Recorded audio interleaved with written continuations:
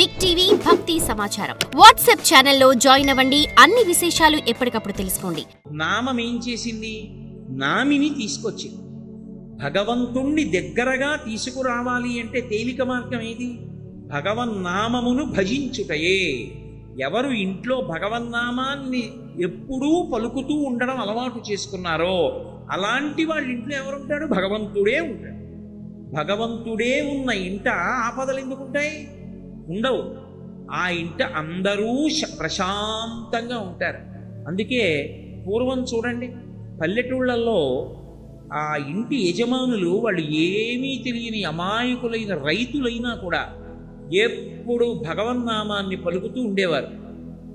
రామనామమో శివనామమో హరే రామ రామ రామ హరే హరే హరే కృష్ణ కృష్ణ కృష్ణ హరే హరేయో ఏదో ఒకటి పలుకుతుండేవారు. ఆఖరికి నా చిన్నతనంలో నాకు బాగా గుర్తు, ఎప్పుడైనా సరే శాలువా తీసుకొచ్చి ఒంటి మీద కప్పుకుంటే దాని అంచు మీద ఈ భగవన్నామాలు రాసేవారు.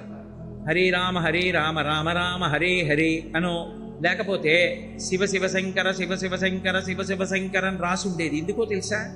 నేను కప్పు కూర్చున్నాను అనుకోండి, నా వెనకాల కూర్చున్నవాడు హరే రామ రామ రామ హరే హరే అని చదువుతాడు. ఎందుకని? అక్షరం జ్ఞానం ఉన్నవాడికి అది అలవాటు. నేను వచ్చి ఇలా కూర్చున్నాను అనుకోండి, ఇలా చూస్తే అక్కడ నిశ్శబ్దమును పాటించము అని ఒక బోర్డు ఉందనుకోండి, అక్షరాలు వచ్చు కాబట్టి నా ప్రమేయం లేకుండా అది చదువుతాను. నేను నా ఉత్తరీయం మీద అది ఉందనుకోండి, నేను ఎక్కడికెడితే ఉత్తరీయం వేసుకుంటాను? చొక్కా బనియం తీసి పూజకి పెడితే, పూజకి వెళ్ళి నేను భగవన్నామాలు ఉన్నటువంటి ఉత్తరీయం కప్పుకున్నాను అనుకోండి, నా వెనకనున్న వాడికి అది ప్రయోజనం అవుతుంది. నా వెనక కూర్చున్నవాడు ఉత్తరీయం మీద చూసి శివ శివ శంకర శివ శివ శంకర శివ శివ శంకర హర హర శంకర అని చదువుతాడు. లేకపోతే హరే రామ రామ రామ హరే హరే అని చదువుతాడు. నామమును అవతల వారి చేత పలికించడానికి ఉపయుక్తమైనటువంటి సాధనములను మాత్రమే వాడుతూ ఉండేవారు. ఎక్కడ చూసినా భగవన్నామాన్ని చదవడానికి వీలైనటువంటి సంకీర్తనకి సంబంధించినటువంటి సూచనలతో కూడుకున్నటువంటి ఫలకాల్ని అమరుస్తూ ఉండేవారు. ఎందుకని అంటే అప్పుడు భగవన్నామాన్ని పలుకుతారని. నా చిన్నతనంలో నాకు బాగా గుర్తు, ఆఖరికి ప్రభుత్వ వాహనాలలో కూడా భగవన్నామమును స్మరించండి అని ఉండి హరే రామ రామ రామ హరే హరే లోపల రాసి ఉండేది. ఎక్కినవాడు ఏదో ఒకటి చదువుతూ ఉంటాడు కాబట్టి లోయలోకి వెళ్ళిపోవలసి ఉన్నా కూడా ఆ సమయానికి బ్రేకులు పట్టి బస్సు డ్రైవర్కి చాకచక్యం అబ్బి అందరూ సురక్షితంగా ఉండేవారు. కాబట్టి ఎక్కడ చూసినా నామం పలకడానికి అవకాశం కల్పించేవారు. ఇంట్లో ఉన్న వాళ్ళందరూ ఎప్పుడూ పెద్దలు నామం పలికేవారు. నామమును పలికితే నామి వస్తాడు. కోటేశ్వరరావు గారు అని పిలిస్తే ఏమండి ఒక్కసారి రండి అంటే నేను ఎలా వస్తానో అలా ఒక్కసారి రండని కూడా అనక్కర్లేదు. కోటేశ్వరారు కోటేశ్వరారు కోటేశ్వరారు అని అరిచారనుకోండి, నేనేం చేస్తాను? ఏమిటండి అలా పిలుస్తున్నారు అంటాను. నేను ఎలా అంటున్నానో అంతకన్నా తేలికగా భగవంతుడు అంటాడా? అండా కరుణామయుడు.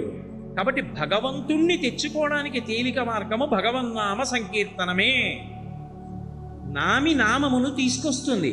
రెండు, భగవన్నామమును పలికినటువంటి కారణం చేత సమస్త పాప రాశి ధ్వంసమవుతుంది. వశిష్ఠుడు అమాయకుడై దశరథ మహారాజు గారికి పుట్టినటువంటి పెద్ద కొడుక్కి రామా అని పేరు ఉంచాడా? అదేదో సరదాగా ఉంటుందండి, ఆ పేరు పలకడానికి ఏదో కొత్తతనంగా ఉందండి అని పెట్టాడా పేరు? అందుకు పెట్టలేదు. ఎందుకు పెట్టాడంటే ఆయన బ్రహ్మర్షి. ఆయన దాన్ని మహదవకాశంగా తీసుకున్నాడు. నేను ఇప్పుడు ఈ పిల్లవాడికి ఏ పేరు ఉంచుతానో, ఈయన కథ చదువుకున్నా, ఈయన గురించి తెలుసుకున్నా, ఈయన పేరు పలకడం మీద లోకానికి అంతటికీ కూడా అనురక్తి ఏర్పడుతుంది. ఎటువంటి నామాన్ని తీసుకొచ్చి పెట్టాడు అంటే అదేం సామాన్యమైన విషయం పెట్టలేదు. ఆయన అష్టాక్షరీ మహామంత్రానికి ప్రాణప్రదమై జీవమైనటువంటి అక్షరము రా. ఎందుకనంటే అష్టాక్షరీ మహామంత్రంలోంచి రా అన్న అక్షరాన్ని తీసేశారనుకోండి, నా ఆయనాయ నువ్వు ఎవ్వరికీ కూడా ఆధారభూతుడవు కావు, వ్యతిరేకమైన అర్థం వస్తుంది. రా ఉందనుకోండి, మంత్రానికి అంతటికీ కూడా సక్రమమైన అర్థం వస్తుంది. రా అగ్నిబీజం. సంస్కృతంలో ఒక్కొక్క అక్షరమునందు ఒక్కొక్క శక్తి ఉంటుంది. ఆ అక్షరాన్ని మీరు నాలుక మీద పలుకుతున్నారనుకోండి, అది విస్ఫోటనం అవుతుంది, పగులుతుంది. మీరు చూడండి, కొన్ని కొన్ని మాత్రలు ఉంటాయి, వాటిని నాలుక మీద పెట్టుకుంటే వెంటనే మంచినీళ్ళు అక్కర్లేదు, కరిగిపోతాయి, కరిగిపోయి లోపలికి వెళ్ళిపోతాయి. ఒక్కొక్క మాత్ర ఉందనుకోండి కొంచెం పెద్దది ఉంటుంది, నీటి సహాయం తీసుకుని నీటితో గుటక వేసి లోపలికి పుచ్చుకోవలసి ఉంటుంది. ఇప్పుడు మీరు ఏ మాత్ర పుచ్చుకున్నారో ఆ మాత్ర లోపలికి వెళ్ళి అలా ఉండిపోతుందా? ఉండదు, అది కరిగిపోతుంది. అది కరిగిపోవడమే విస్ఫోటనం అంటారు. కరిగిపోయి అందులో ఉన్నటువంటి రసాయనములన్నీ రక్తంలో కలుస్తాయి. ఇప్పుడు ఆ రసాయనం ఏం చేస్తుంది? ఏ వ్యాధి కలగడానికి తగిన సూక్ష్మాంగ జీవులు రక్తంలోకి వెళ్ళాయో వాటన్నిటినీ కూడా ఈ రసాయనం చంపేస్తుంది. వ్యాధి నుండి బయటపడ్డా లేదా? మాత్ర వేసుకున్నది నువ్వు, కానీ మాత్ర లోపలికి వెళ్ళి ఎంత విస్ఫోటనం చేస్తోందో నీకు తెలుసా? తెలియక్కర్లేదు, దాని ఫలితం అని చూపిస్తుంది. అలాగే అక్షరముల యందు కూడా విస్ఫోటన శక్తి ఉంటుంది. అందుకే శబ్దము శక్తి స్వరూపము. శబ్ద బ్రహ్మమయీ చరాచరమయీ జ్యోతిర్మయీ వాంగ్మయీ అని పిలుస్తారు. శబ్దమును నేను సరిగా పలకలేదనుకోండి, అది మీ యందు ఉద్వేగములకు కారణమవుతుంది. నేను సరిగా ఉచ్చరించాననుకోండి, అది మీ సంతోషానికి కారణం అవుతుంది. నాకు సభాముఖంగా అలా చెప్పడం ఇష్టం లేదు, కానీ నేను మీతో అర్థం అవ్వడం కోసం మాత్రమే ఈ మాట అంటున్నాను.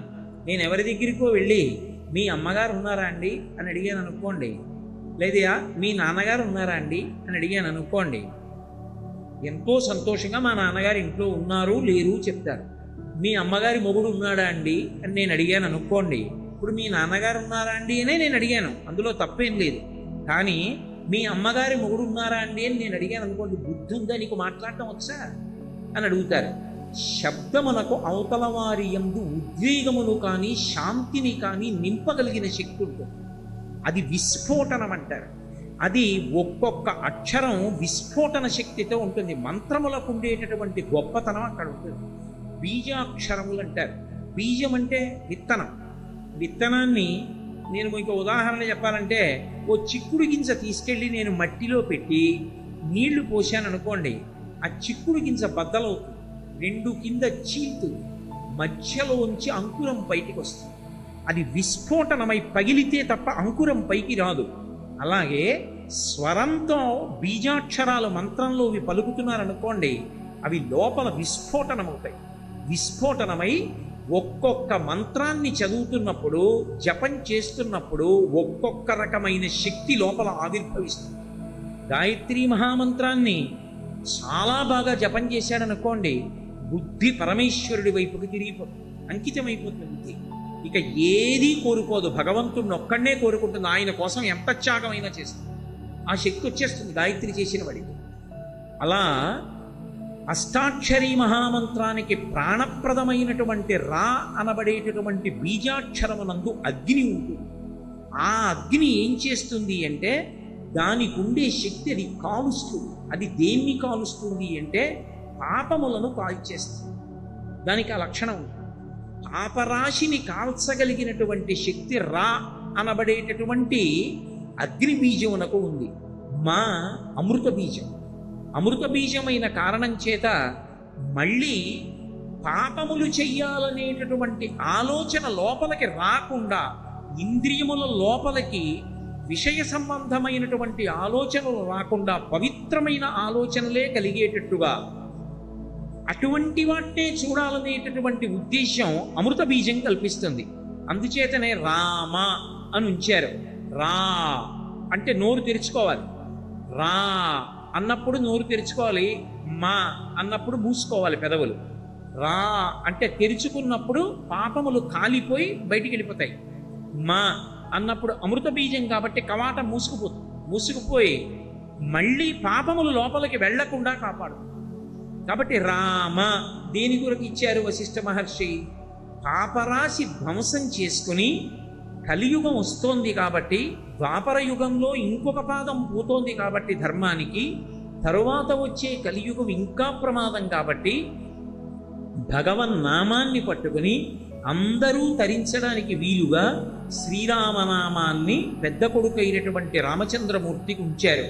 ఇప్పుడు ఏ పని చేస్తున్నా రామ రామ రామ రామ రామ రామ రామ అండం అలవాటు అయిందనుకోండి, అలా అలవాటైనటువంటి ఆ ఒక్క అలవాటు చాలు, వాడు తరించిపోతాడు. వాడు ప్రాణోత్క్రమణ సమయాన్ని పొందుతుంటే నిశ్చయాత్మకంగా, అందులో మీకేమీ అనుమానం అక్కర్లేదు, ఎన్నో సంఘటనలు ఉన్నాయి అటువంటివి, ఖచ్చితంగా రామచంద్ర ప్రభువు వచ్చి దర్శనం చేసి వాడిని తీసుకెడతాడు, దర్శనమిచ్చి తీసుకెడతాడు. రామనామము అంత గొప్పది, శివనామము అంత గొప్పది. శివ అందుకే కాళహస్తీశ్వర శతకం చేస్తూ దూర్జటి పవి పుష్పంబగు అగ్ని మంచగు ఆకోపారం భూమిస్థలంబగు శత్రుండతిమిత్రుడో విషము దివ్యాహారమౌనెన్నగా అవనీమండలి లోపలం శివ శివేచ్ఛాభాషణోల్లాసకిన్ శివ నీ నామము సర్వవస్యకరమౌ శ్రీకాళహస్తీశ్వర అన్నాడు. పవి పుష్పంబగు, వజ్రము చేతనే బద్దలవుతుంది, వజ్రం పెట్టి కొడితే ప్రాణం విడిచిపెడతారు, అటువంటి వజ్రము పువ్వుగా మారిపోతుంది శివనామం చేసిన వాడికి. అంటే వజ్రం పెట్టి కూడా వాడిని ఏమీ చేయలేదు. కాబట్టి పుష్పంబగు అగ్ని మంచగు, పరమభక్తుడై ఎప్పుడూ శివనామం చెప్పేవాడి పట్ల అగ్ని మంచుగా మారుతుంది. అగ్ని మంచగు ఆకూపారం భూమిస్థలంబగు, సముద్రం భూమిగా మారుతుంది. ఆకూపారం భూమిస్థలంబగు శత్రుండతిమిత్రుడో, శత్రువు కూడా మిత్రుడిగా మారతాడు ఎప్పుడూ శివనామం పలికేవాడికి. శత్రుండతిమిత్రుడో విషము దివ్యాహారమౌనెన్నగా, విషము దివ్యమైనటువంటి ఆహారం అవుతుంది. కాబట్టి శివ శివేచ్ఛాభాషణోల్లాసకిన్, ఎప్పుడూ శివనామం పలకాలనేటటువంటి ఉత్సుకత కలిగినటువంటి వాడికి పై ప్రయోజనములన్నీ సిద్ధిస్తాయి. కాబట్టి శివ మీ నామము సర్వవస్యకరమౌ శ్రీకాళహస్తీశ్వర, శివ మీ నామము ఇప్పుడు అప్పుడు అని లేదు, ఎప్పుడూ కూడా ఆశ్రయించడానికి యోగ్యమైనదే. For more videos like this, subscribe Big TV channel.